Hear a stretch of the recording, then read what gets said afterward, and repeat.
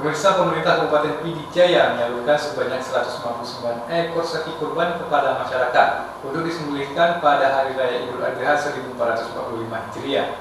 Penyaluran hewan kurban sapi kepada masyarakat dilaksanakan oleh PJ Bupati Pidi Jaya. Jaya ini beramat di halaman kantor Bupati Pidi Jaya, Jumat 14 Juni 2024. Beginilah suasana di halaman kantor Bupati Pidi Jaya, di mana ratusan ekor sapi kurban yang diikat berbaris untuk disalurkan kepada masyarakat melalui pihak kecamatan masing-masing. Jelang Hari Raya Idul Adha 1445 Hijriah tahun 2024 ini, pemerintah Pidi Jaya menyalurkan 159 ekor sapi kurban kepada masyarakat untuk disembelih. Tahun lalu pemerintah Kabupaten Pidi Jaya juga menyerahkan sekitar 220 ekor sapi kurban kepada masyarakat. Ratusan sapi kurban ini merupakan kumpulan daripada pihak SKPK setempat.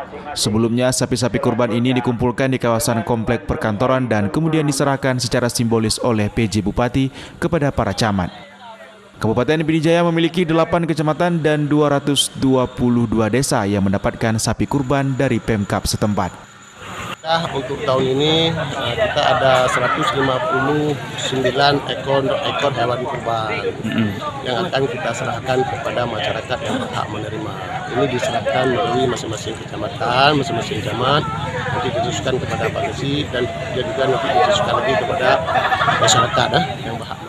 Kegiatan penyerahan sapi kurban kepada masyarakat merupakan program setiap tahun yang dilakukan oleh pemerintah setempat.